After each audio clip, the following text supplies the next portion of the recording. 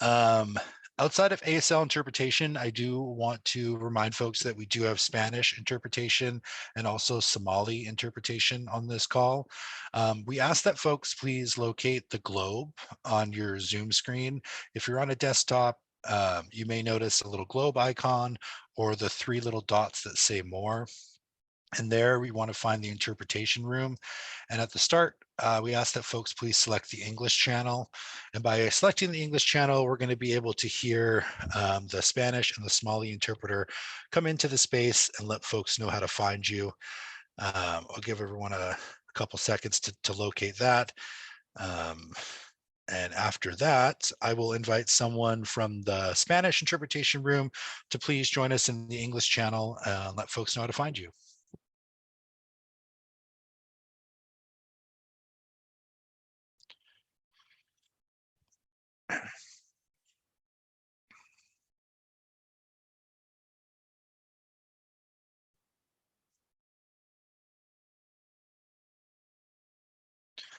Gracias, Etienne.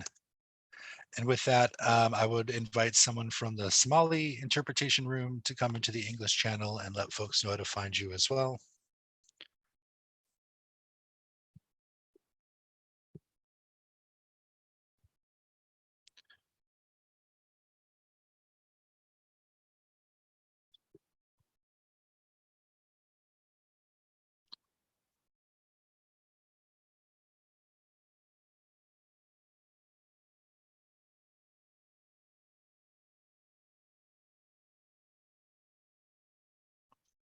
All right. Well, I appreciate you all for being here, and thank you to the interpreters as well. All right. So before we get started, this call is a call that we touch upon COVID-19. We talk about other social determinants of health here at the county. And throughout the 1 hour call here, we ask that folks, if they have any other topics that they would like to talk about, or if there are any questions or need for clarification, please don't hesitate to type in the chat box or interrupt me and unmic yourself and come on board, and love to hear you all's voices. So some of this stuff is very repetitive when we especially talk about COVID. And if there's anything that you would like us to do a deeper dive in, please, again, don't hesitate to reach out. But thank you for joining us for this June 28th Community Partners Call, despite what this PowerPoint says. The first thing that we're going to kind of talk about is where to get COVID-19 test. So as you all are well aware, the declaration ended around COVID funding. And one of the big takeaways of that declaration ending is that COVID-19 tests were no longer free. It means you could no longer go into a pharmacy and obtain a COVID-19 test for free. So at-home COVID tests, they're still available, and they're going to come at a cost.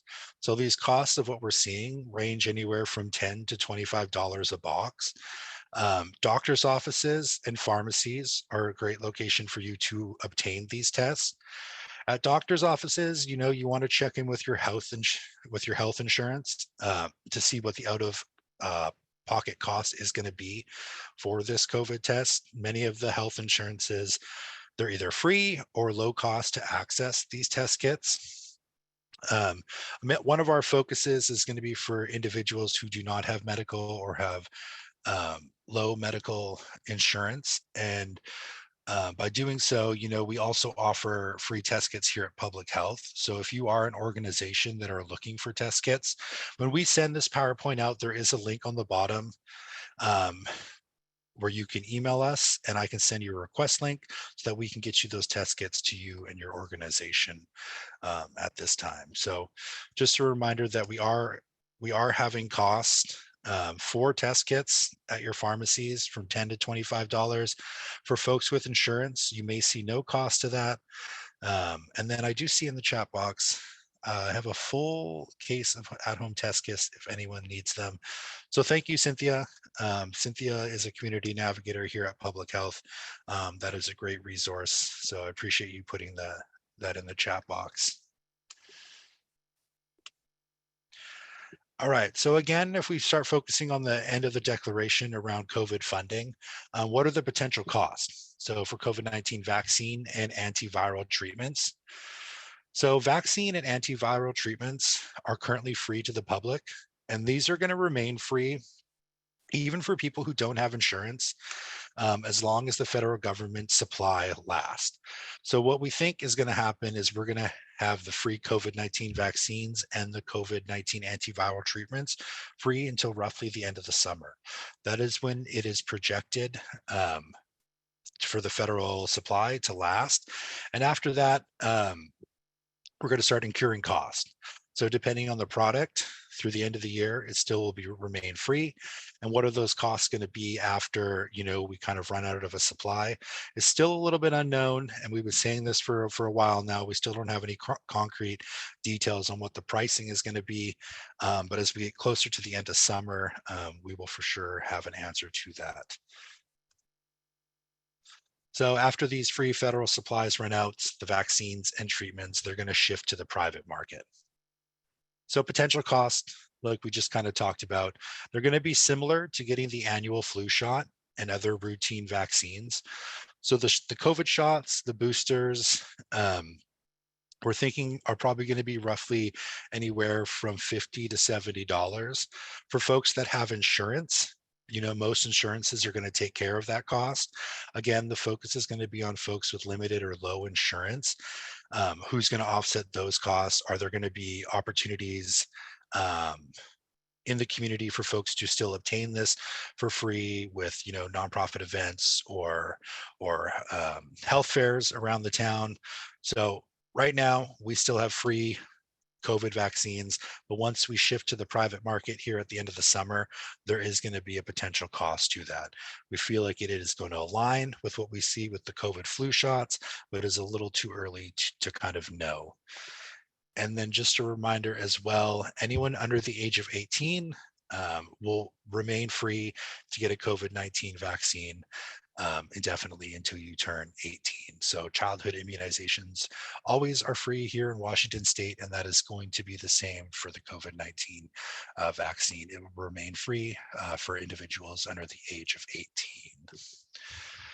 So in addition, most commercial insurances, Medicaid, Medicare, they're also going to be covering these vaccines for their members. And this is once the supply chain is over, you're going to see Medicaid and Medicare, so Apple Health covering the COVID-19 vaccine for folks.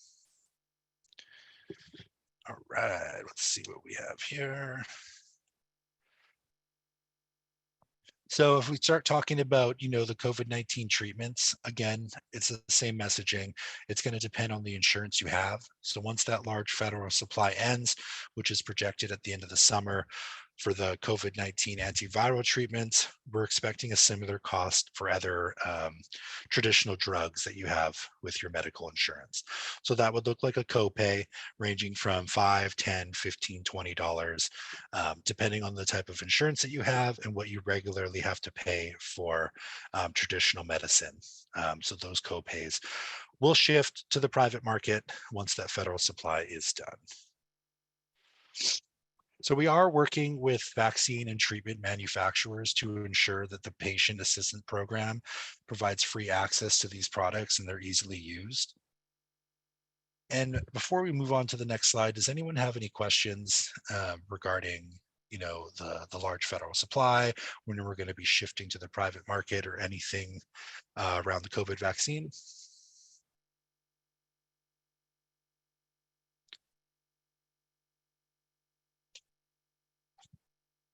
All right.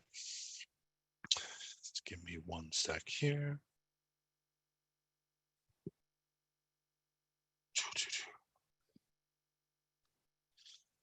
Okay, so if we start talking about Apple Health, and I know we've talked about this in the past two meetings as well, but we really want to reinforce that some people might have to re-enroll for Apple Healthcare or Medicaid coverage. So once the federal emergency declaration ended, it temporarily prevented anyone from losing their Apple Health. Even if their income increased, they're no longer eligible. So with the order ending this spring, which it did back in May, some people are required to renew their Apple Health coverage. So in the coming months, and we're still working on these letters, Apple Health users may receive or may have already received a letter from the state with renewal instructions, and they must respond within a 60-day period. So it's a good time for anyone or any clients that you might have who are using Apple Health just to make sure that their mailing address and email are up to date. So if you'll notice this website here, it's called WashingtonHealthPlanFinder.org. And this is where you'll be able to go and log into your Medicaid or your Apple Health and just make sure that that mailing address is up to date. We stress this because if you don't get the re-enroll letter for Apple Health, you're going to lose coverage. You're going to have a lapse in coverage. Not saying you won't be able to get it back, but that lapse in coverage can be problematic, to many individuals who are seeking care. So we do partner with a couple organizations, especially in the next coming weeks, to outreach and assist for individuals who may be at risk of losing their Apple Health. We have a number here. You can work with our chap at kingcounty.gov/CHAP. We have public health navigators who will be able to assist you and making sure that you are up to date, making sure if you did get that letter, your mailing address is up to date, your contact information, your name, and your current job, and a couple other questions that they're about to ask. So there's still a couple folks when we look at the data on the inside who still haven't responded to their re-enrollment. So if you are out there working with clients who do work with Apple Health or Medicaid and you're needing any further assistance, feel free to reach out to me or reach out to this phone number here at the bottom of the screen, the 1-800-756-5437, just because it is important that once that letter gets mailed, that they only have those 60 days. And we really don't want to see folks have a lapse in insurance. So if there are any questions on there, I'll just take a brief pause.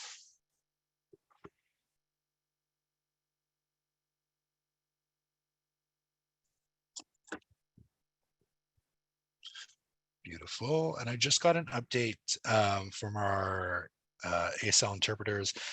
They will be sending someone here shortly again. So I do apologize for the lapse for no ASL interpretation, but we are working on that internally.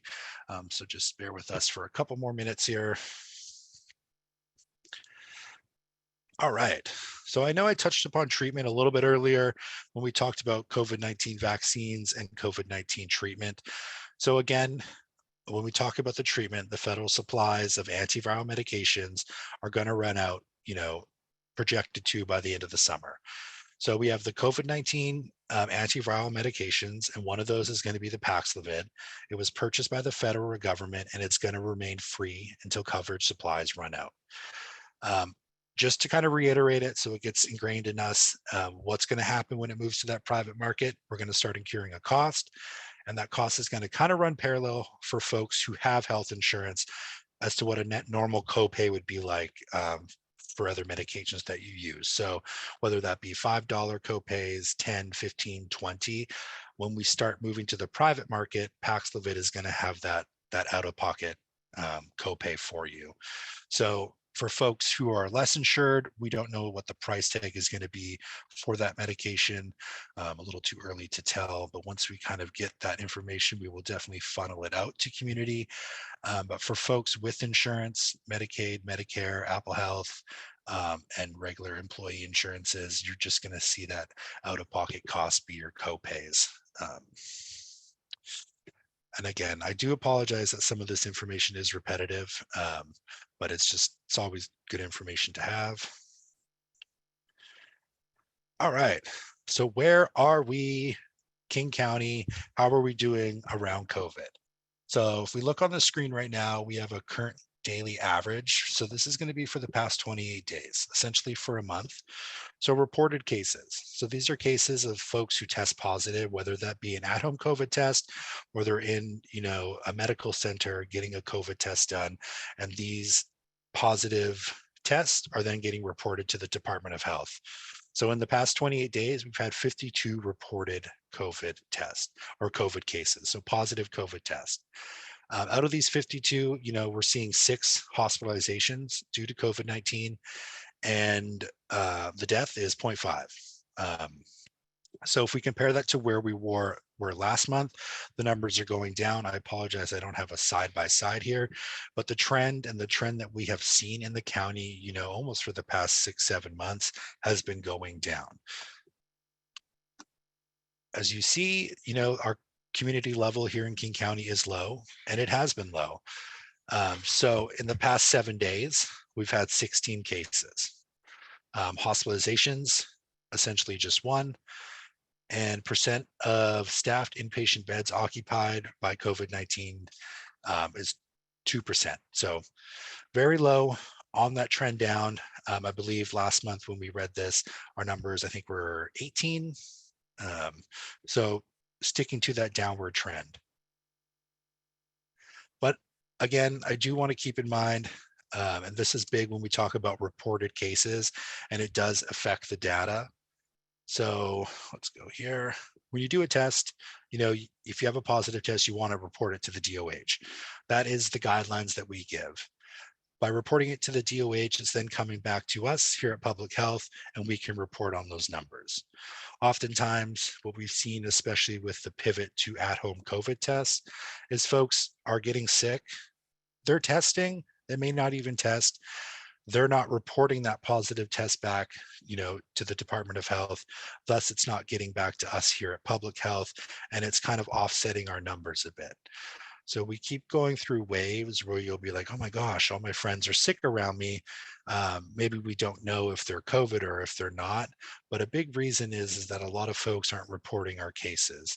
So we are seeing that downward trend, of 52 cases in the past 28 days, 16 of those cases in the past 7 days. But as we start having larger outside events in the summer, realistically, those numbers are going to be a lot higher. Not too much higher, but they're going to be higher than what we're actually reporting on.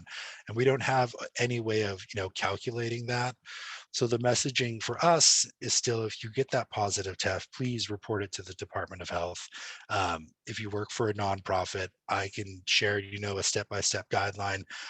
Not a step-by-step guideline, but a step-by-step how to report those positive cases, just as a reflection, and as we can just help improve our data, and then improve the community members around us, because it's always interesting to see when we keep going down, but we have folks that we surround ourselves with who are constantly getting sick, or we feel that COVID is not, is a lot bigger than it actually is being reported.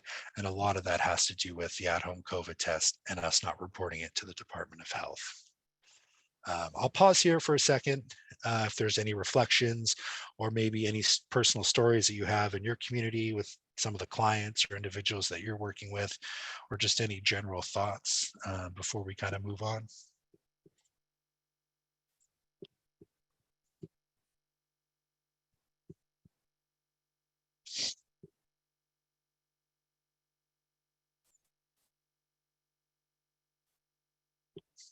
Beautiful. And just to kind of reiterate what I said, so Public Health here, we receive the data from people who seek out testing. The case counts become less reliable when we're not receiving the accurate data. And then often we turn to, hospitalizations and death data to really have an understanding of the disease burden. So right now, our hospitalization rate is low. Our death rate is low right now around COVID-19. So we're looking pretty good here in the county. All right, so for the past 7 days, I just kind of want to give you a kind of a landscape, or sorry, this is an average for the average 7-day rate in the last 28 days. So if you look on the screen here, this is for a hospitalization rate, where you're seeing, the biggest hospitalization rate still, even when we have that low number, it's for folks who are in the 80 plus and over age bracket. That is where we're seeing the greatest rate of hospitalizations. Vaccinated, unvaccinated, we have those numbers in a different slide. And then it just goes down. So then we're seeing, 65 to 79, 50 to 64, so on and so forth. So really, keeping up with the vaccinations, keeping up with the boosters, and for folks who are over 80, keeping yourself safe, not putting yourself in situations, where you may get sick, but definitely keeping up with those boosters and the new bivalent booster if you are over that 80 plus age category. Vaccinations remain key part of public health intervention. So when we keep our hospitalizations down, when we keep our deaths down, when we keep that long COVID down, we can owe a lot of that to the work that we're doing here today, the work that we're doing within community, and we can also owe some of that to our COVID-19 vaccines and the boosters, and all that jazz here in the county to see the great numbers that we kind of do have. So I'm moving along rather quick here, but once we kind of get out of this bubble of how we're doing at King County, I'm going to kind of pivot the conversation real quick, but just kind of want to talk about where we are with the great success with our primary vaccines. So this number has not changed so much in the past 6 months, but on the left, we have 85% of the population here in King County with the primary series of vaccines. Those are great numbers.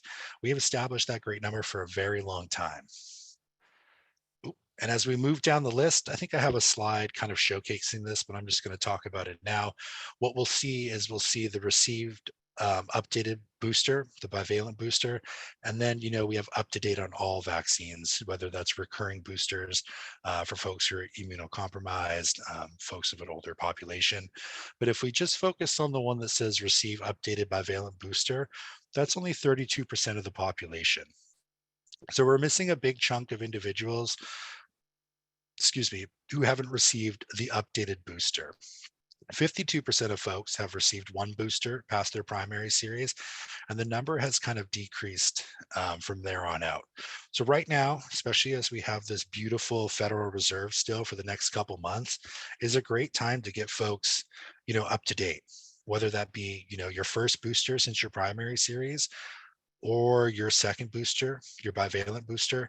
And if you are over that age of 65 or you are immunocompromised, to get an updated bivalent booster as well. So we still have the opportunity, especially for folks who have low insurance or no insurance, to really, jump onto the fact that these vaccines are still free, and they're going to be free for a couple more months here. And there's a lot of places around town where we can get the vaccine into community, and help orchestrate, whether that be, health fairs, community centers, rent-a-vans as well. So we have a great opportunity to kind of boost these numbers up before that at cost comes in, because then from there, things are going to just get a little bit more tricky for folks who have that low insurance or no insurance.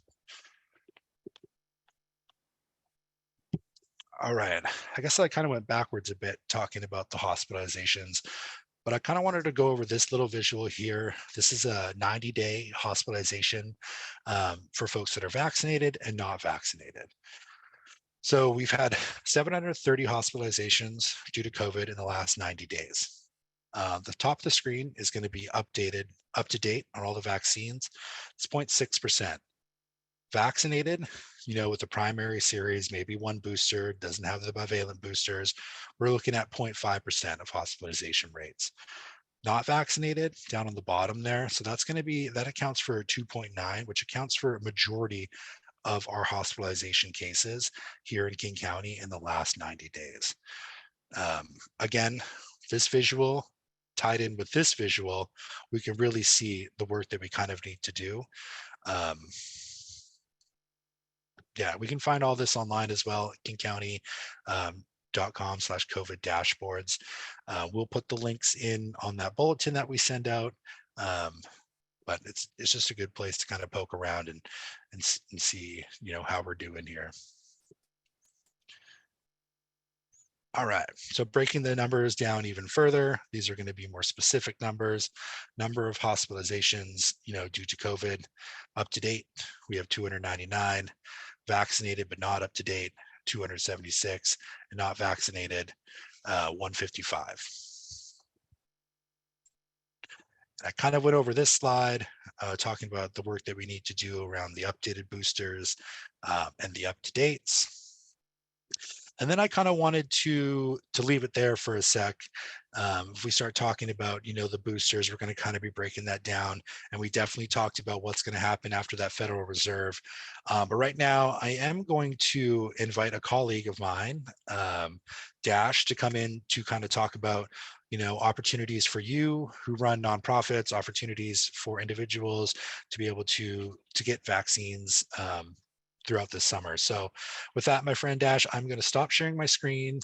I will give you powers here, and I will allow you to introduce yourself. But thanks for joining us, brother. Thank you so much. Just want to make sure that you're able to hear me all right. Sounds good here, for sure. Great, great. Let me share my screen real quick.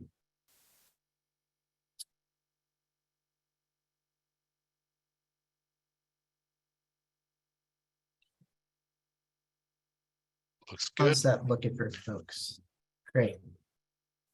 Wonderful. So just to start off, my name is Dashel Hubner, also go by Dash, and I work at Seattle and King County Public Health, and I'm on the child and youth immunizations team.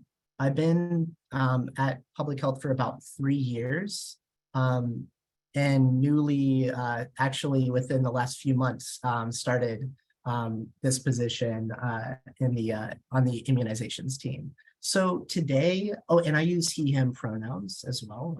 And today I just wanted to go through a few resources that we have available for child and youth vaccines for clinics specifically. Not exclusive to COVID-19 vaccinations, but also including with COVID-19 vaccines as well as routine immunizations. So I mainly have this slide up. I want to just show you what I'll be talking about, which is a couple of our web pages that you can find at Public Health, which is Find a Clinic and Host a Clinic web pages. I'll also just give some examples of vaccine flyers, clinic flyers that we have available for distribution for you all to use if you'd like. And then also just talk about the Washington Department of Health Caravan that is available as well as a resource for us.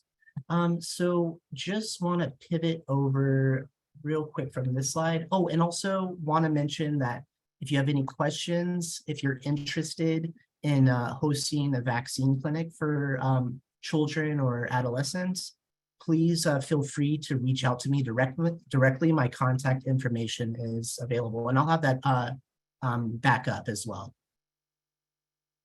So just give me one moment to jump over to here. Can you all see this okay?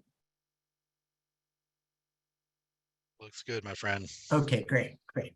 So with the resource that I wanted to show, to start off, I wanted to show the Host a Clinic page.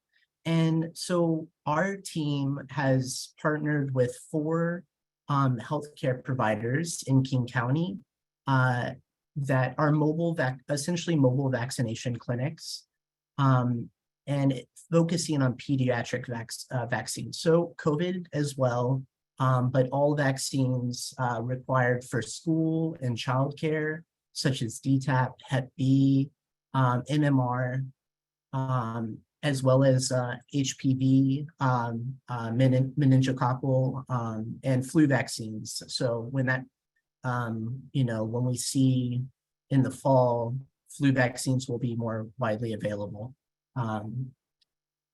But if you're still wanting like exclusive COVID vaccinations, like at community events or at school events, childcare events, like those can still be requested, those clinics through CVE or community vaccination events team. So if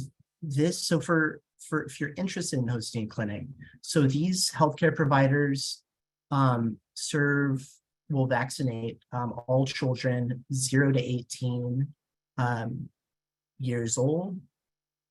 They specifically work in South King County mainly.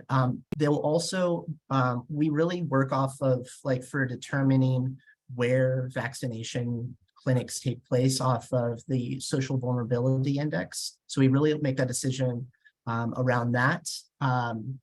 But if it's in zip codes outside of an SVI of 0.6 or higher on the social vulnerability index, we can still host a clinic at your events. And especially if you are, working with children experiencing homelessness, are serving recently arrived immigrants and refugees who don't have a medical provider, or are working with uninsured or underinsured children. And if you're interested in using this resource, you can simply request it using the form on this page under how to request a vaccine clinic. And that request will go to my desk. And then I'm essentially, I just act as the bridge between you and the healthcare provider for coordinating everything around that clinic. When would you like to have it? How many attendees do you expect? And so those healthcare providers, they will bring, folks to help with registration, to help vaccinate, to help enter that information into the Washington State immunization reporting database. So they'll bring the personnel as well. And I wanted to also show this is we are currently partnered with 4 healthcare providers in King County: Health Point, Odessa Brown Children's Clinic, Stepping Stone Pediatrics, and Doceri Center for Natural Medicine. So this is the host a clinic page. Now I want to move over to the find a clinic page. So from that, for folks submitting a request to us, through that last resource where you can do that at Public Health on our website, this is really displays where to find those clinics for the public and for you all. So this webpage, as well as the other one, is available in a total of 7 languages. And this went live, I think, yesterday, this feature, which shows a schedule of all the upcoming clinics in King County. So we have, clinics that are going to be held at schools, at community centers, YMCA. And so we'll continuously post new clinics, newly scheduled clinics for the public to see, and for folks to be able to register to attend. And these are also a few other things that I wanted to mention, is just some other sections on this about, if you need to find a vaccination provider for uninsured or underinsured children, you can do that here as well. We have some resources around that. And then also for assistance with registering for insurance if needed. And next, just wanted to show an example of the flyers that we have available for those clinics that are ready for distribution. So this is an example of the flyer that we have for the back to school clinics. I hope that you all are able to see that all right. And one exciting thing too with, so with those 4 providers and those clinics, if for every, we're partnering with Washington Department of Health, and for every child that is vaccinated at one of those clinics, they will receive 2 free tickets to a Seattle Storm basketball game, home game. So their season is just kicking off. So yeah, if your child is vaccinated, they'll get 2 tickets to go to one of those games. And it just shows where they're operating, and then also the who those clinics are open to. And then this is so that these flyers are available in a total 12 languages. So we can see an example of the flyer in Espanol as well as in Somali. So just wanted to show a few examples of how those flyers look for you all. Lastly, I wanted to mention another resource that is similar. It is the Washington Department of Health Caravan that is operating, deployed all over the states of Washington, but it's a good resource for if you'd like to request through this website that I will have linked as well for you all on the slide. So you can request this, and it's very similar to our mobile clinics that we have available. So they'll offer all routine vaccinations as well as COVID, Mpox, and this one is a bit different though, because it is available as well, not just for children, but also for adults too. So whereas the other resource I shared is mainly for pediatric vaccinations, this is also for pediatric and adult vaccinations. So you can kind of see there is an example of like, if you would like this to be formatted in multiple languages, you can do so by calling the number on this webpage or emailing them. And I want to just share just some, for the events, like you can see a schedule of the upcoming events, just kind of similar to how our webpage shows that. And those events are happening all over the state as well as in King County. And that's all I really have for you all, but I do want to welcome any questions. I will stay on till the end if you have questions or would like more information. And just want to say thank you again so much for allowing me to join. Thank you, Dash. I do have a question, two from in the chat box. I'll get to yours in 1 second, Mr. Akmush, but the first one is for folks that are requesting a clinic at their own health fair, would they be put on the list that shows every vaccination clinic in the couney for childhood? That's a really good question. So it really matters, like when that request comes into us, what we like to do is ask if that's open to the public, if that like clinic is open to the public, because I mean, if it's not wanting to be like, if someone's not wanting that to be published on our webpage where everyone can see it, we don't have to do that. Like if it's just really wanting to be focused, like we really want to make it so it's like someone in North Seattle or like somewhere else is that has resources available, has access to vaccinations through a healthcare provider, but just is like maybe the convenience is that there's a clinic nearby or like somewhere that same day, and they just want to take bring their child along to that. So it just matters kind of what the clinic, who's hosting the clinic, and we'll ask that question. If you'd like it to be open to the public, we can definitely put that on, but it's an option. It's definitely just an option. And so it's really your choice. Awesome. And then I'm going to read the comment in the chat box. So this is from Mohammed. I am coordinating a health fair in Kent in August, and I would love for your team to participate if possible. Mr. Mohammed, did you want to speak on that? Or did you get all the information that you needed?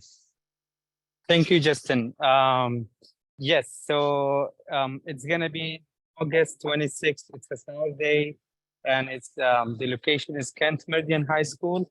And I reached out to DOH Caravan Mhm. team, and they called me, I think it was yesterday, and they said, we unfortunately we are not available. We have people booked the caravan for that day.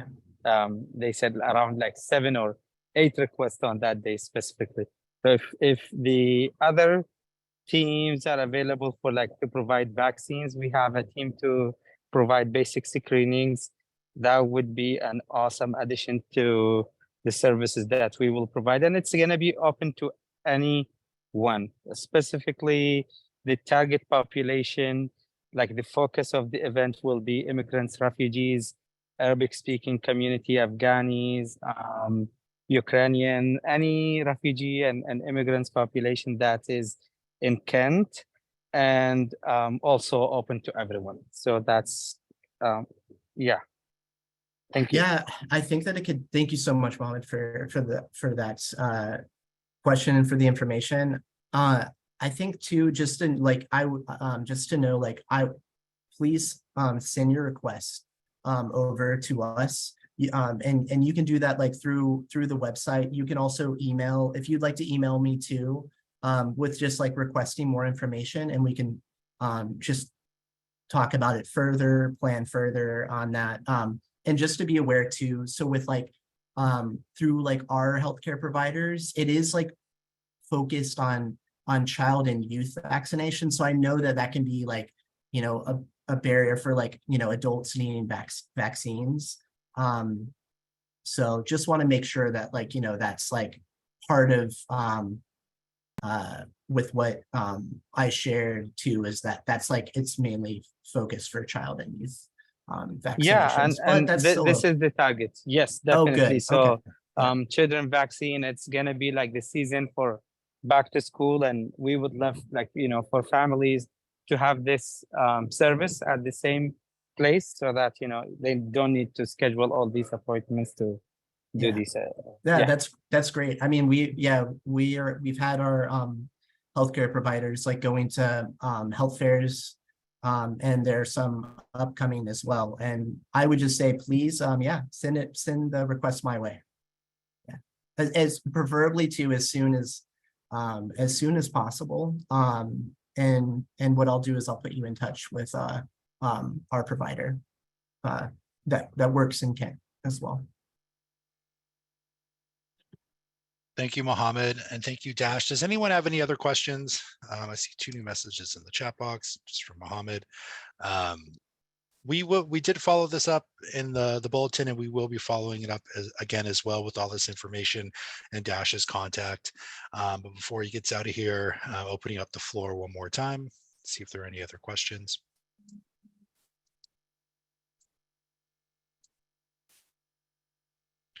Well, I'm not seeing any, brother, but I do appreciate you taking the time to join us, and you are welcome to kick it or to leave. It's up to you, my friend. Well, just want to say again, thank you all. Thank you, Justin, Sealy. Yeah, and let me know if you have any questions. All right. Well, appreciate that. Thank you guys again for being here. We're kind of going to jump right back into talking about COVID a little bit, and about boosters. Again, if anyone has any questions around anything that we've talked about, please don't hesitate to put it in the chat box. But a lot of this information around COVID-19 and the boosters has kind of remained the same, except for this new updated bivalent booster. So it's not necessarily a new booster, but what really the new mandate is for anyone over the age of 65, or anyone who is immunocompromised. The CDC is recommending that you get a second updated bivalent booster. So these individuals, again, who are over 65 or maybe immunocompromised, are able to receive the second bivalent booster if it's been 4 months since the first bivalent. This is as of 2 months ago, and this messaging, is still the same. Again, since the declaration right now, currently all COVID-19 vaccines are free, whether that be the primary series, a booster, the bivalent booster. So if you are over that age of 65 or immunocompromised, you are eligible to get that second booster. And that's kind of The remainder of the messaging I kind of want to talk about when it comes down to COVID and the boosters. We all know that getting up to date with your vaccines, getting community up to date on vaccine is relatively what is keeping our numbers here in King County down. It's keeping us safe. We've had great success. So um, if there are no more questions around COVID, I'm kind of going to pivot a little bit into some of the other social determinants of health here in the county. But as I make my way through the slides to get there, please don't hesitate to ask some questions or put it in the chat. But if not, let's do a quick little pivot.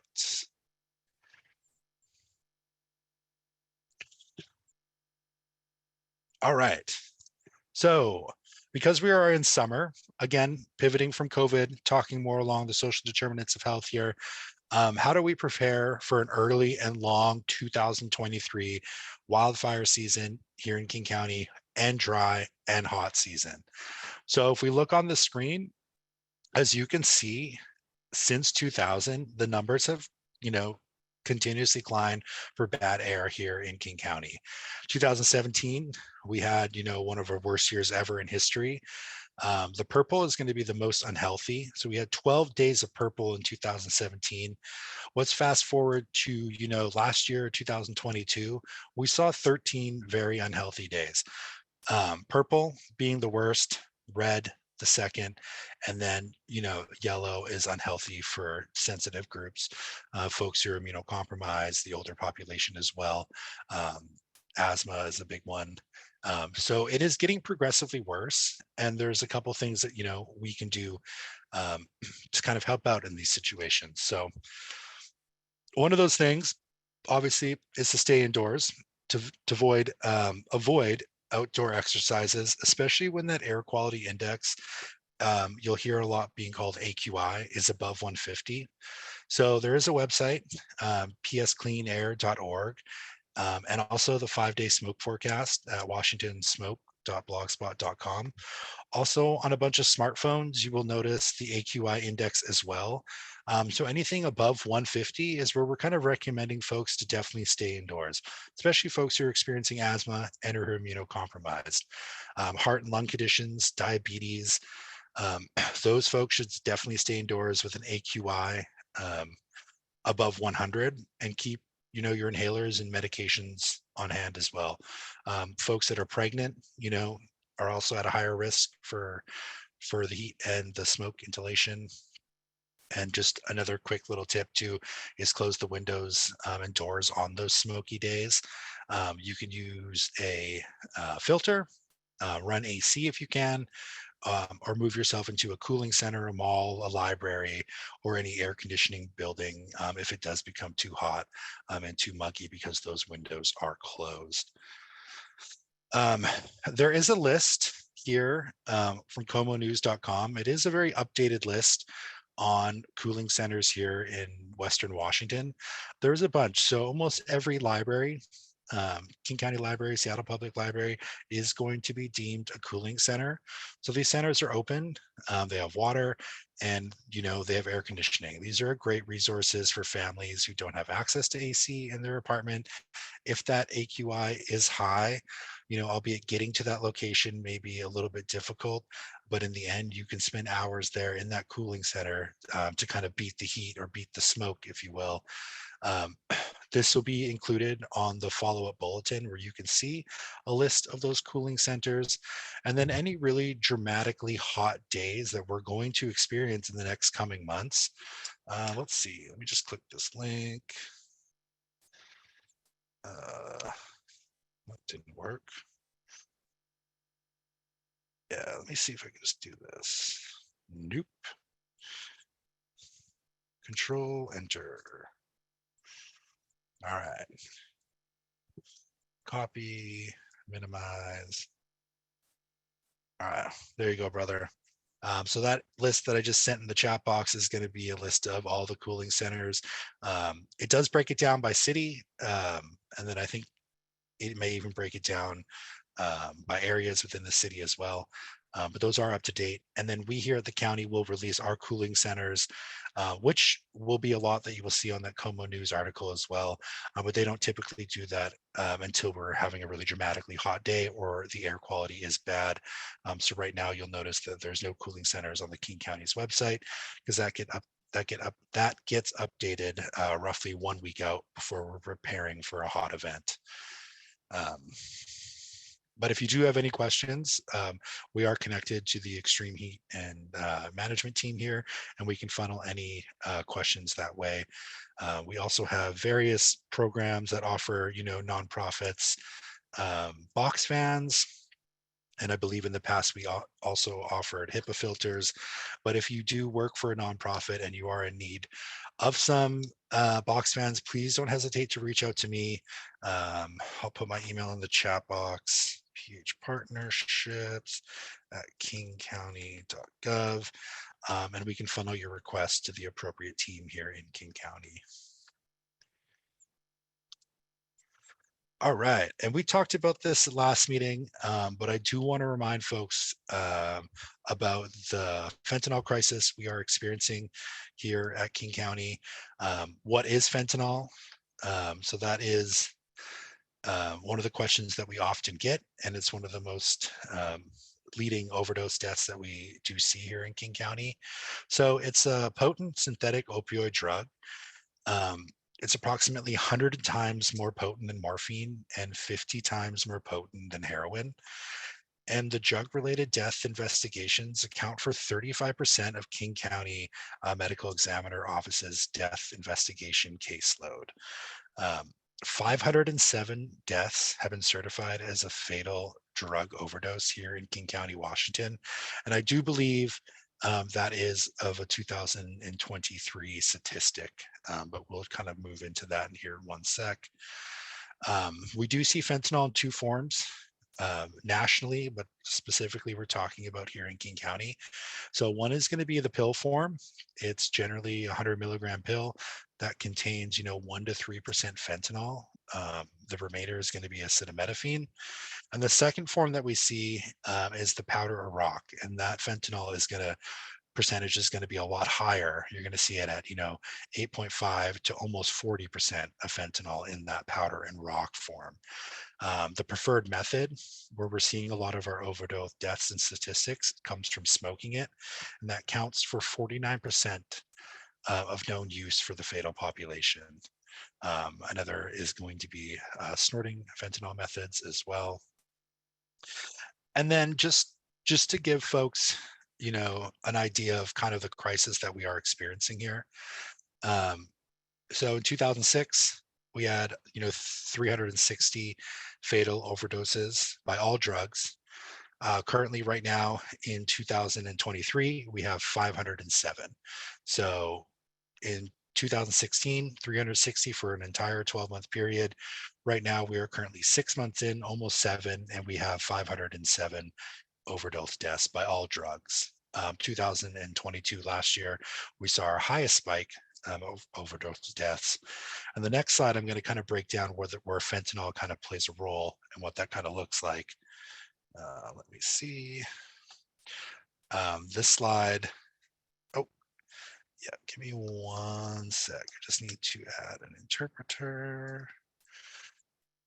Manage. Add Claudia. Spanish. Sorry, Justin, my internet died for a second. Oh, it's okay. It won't let me update you though. Let me just X that one out. All right, there we go, Claudia. Sorry about that, folks. But yeah, if we look at this, what we have on the screen right now, we see numbers by the year of strictly fatal fentanyl overdoses. So in 2022, of that, almost 1,100, 709 were because of fentanyl. And in 2023, currently, we've had 507 overdose deaths. Of those 507, 413 have been from fentanyl alone in 2023. Again, with only 6 months into the year. So these are just really important numbers, especially when we are working within community, just to have an understanding that it's out there right now, and it is a massive crisis. So a couple things that we can do to, you know, to either educate community or set community up for a little bit of success is going to be in the forms of resources. One of those is naloxone. So this is um, a free little kit that we can get, you know, from the government. There's a standing order to receive um, a free overdose prevention naloxone kit. And basically what it does, um, it's a little kit. And if someone is potentially having an overdose and you suspect it to be a fentanyl, you would put it in their nose, and the opioid fits into a receptor like a key or a lock. And if there's too many receptors bound, the overdose occurs, and it slows a person's breathing. And the naloxone is going to kind of knock that opioid receptor out of them, forms a stronger bond for a short time, and it kind of reverses the overdose. The person will then breathe again, and then that will allow for, you know, paramedics to come. There are 3 links on this website, one of them being the Find Naloxone Near You. They have, it's from stopoverdose.org, but you can actually get naloxone shipped to your personal address, or your nonprofit as well. And then the other 2 links are going to be video clips, and just talking about how you can educate community on this crisis. But again, as I've said, if anyone needs any more specific resources or maybe an educational piece for you, your community, or your nonprofit, don't hesitate to reach out to me, because then I can funnel that again to the appropriate person and we can get that educational piece set up for you. Or if you do have any more further questions, we have folks that are working on this, you know, 24/7 here in the county. Um, any questions on heat? Let's see, actually, I do see. Can we apply for box fans as a navigator? Hey, Lena. Yeah, so I would recommend, if you, I believe we have a navigator on this call who actually works with box fans, Pastor Lane. I'll have to talk to him privately and see what we can do for navigators. My understanding is they kind of work for nonprofits more so, but I'll get a little bit more information for you, Lena, and then we'll find you the appropriate person to talk to. And then do people just keep on them for just in case? Why would you carry this around? And yeah, Cynthia, so people do. A lot of people have them in their backpacks or their fanny packs or belt bags that everyone's rocking nowadays. Just because you never know when you could come in contact with someone, when you would need it. It's a drug as well that doesn't discriminate. So you don't know if folks around you, you know, could be on fentanyl. It's just an overall good practice to carry it around with you as well. Um, Understanding it's not for everyone, but just the overall educational piece on how to use it, how to keep in community will definitely save lives. So, and thank you, David. Um, and then if you're talking about how would a nonprofit distribute naloxone, I would have to reach out to our overdose and prevention team, and they would have a better understanding how they could, you know, get an order in and basically tie it in with an educational piece on how to use naloxone and what kind of the benefits are for having it in community. Um, Again, it's a drug that doesn't discriminate whether it be age or anything. So we are seeing, you know, the younger population getting their hands on it. So definitely having naloxone around is going to be just better in the long run, especially when we look at these numbers of 507 overdoses in King County, 480 of them being fentanyl overdoses with 6 months into the year. So I'll reach out on your behalf, Cynthia, and I'll see if I can make a connection for you in IFS.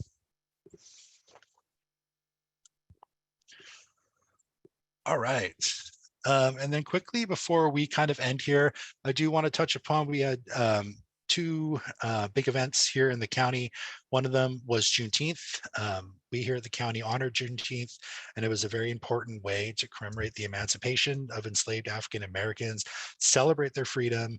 And Juneteenth, also known as Freedom Day and Emancipation Day, is observed on June 19th each year here in the United States. But it's not only a day of celebration, but it was also a reminder for the ongoing fight for racial equity and social justice.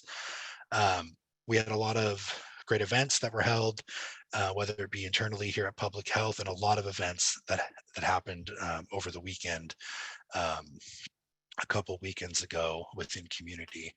And then Pride was just last weekend as well. So recognizing and supporting Pride Month is a wonderful way to show solidarity within the LGBTQ plus community.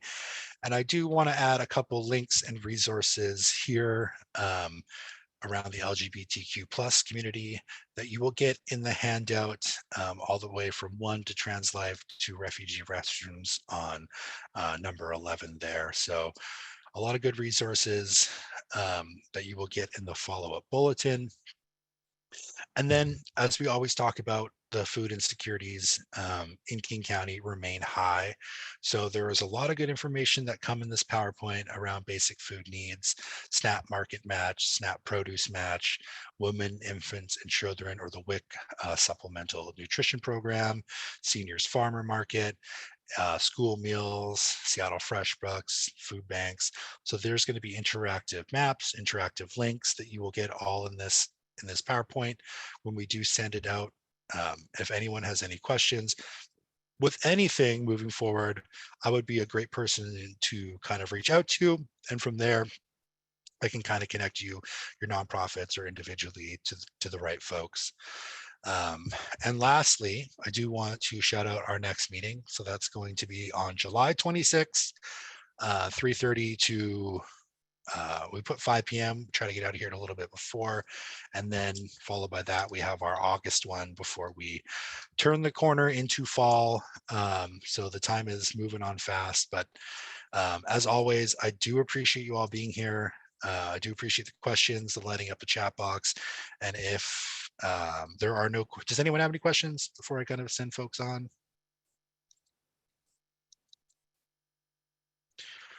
Well, I hope everyone enjoys the remainder of June and the beginning of July.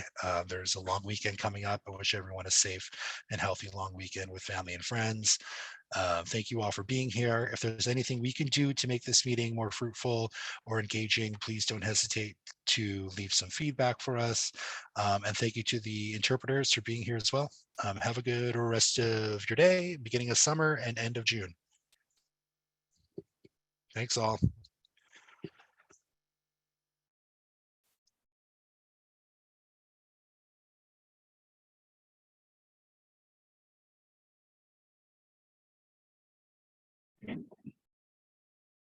Thanks, man. Hey, you want me to reprocess that, or are you just going to share it via the cloud? I'll just share it via the cloud. All right, that's what's up. Yeah, thanks, Seeley. Thank you, Claudia. Thank you, Etienne. Thank you, Mashida. Thank you, Aji. I'm going to end the meeting now, and appreciate you all. Take care, Justin. Cheers, brother. Oh yeah. Oh, hey, Derek. Sorry about everything with the back and forth, brother. It worked out. It Okay, worked good. out. Yeah, That's you good. kept Thanks, man. you kept getting tagged in emails. I was like, why they keep I tagging you? know. I know. It's like she wasn't even directing you, and you kept getting tagged. I'm like, what is Yeah. happening? That's okay, man. It's all good. Cool. And you work for the Box Fan, right? I do. Yeah. In fact, we Are they? just finished. We're finishing that up this weekend. Is there ways to get Navigators Box Fans, or is it strictly nonprofits? Man, no, anyone can have them. Yeah, the navigators can have them as well. In fact, most of the folks on this project are navigators. Yeah. Would I be able to, like, is there any more? Like, could I send Lena your way? Now I'm getting an additional 50, so I can set some of those aside for our folks if we need to. Okay, perfect. Yeah, Lena, I think said that she wanted some, so I will. I'll make a connection via email to you and Lena, and then I guess you can take it from there. But I appreciate you. Yep, we can do Hey, it. Pastor Lane, Hey. was it through Was it through environmental health? You know, I am not even sure. Okay. Someone from one of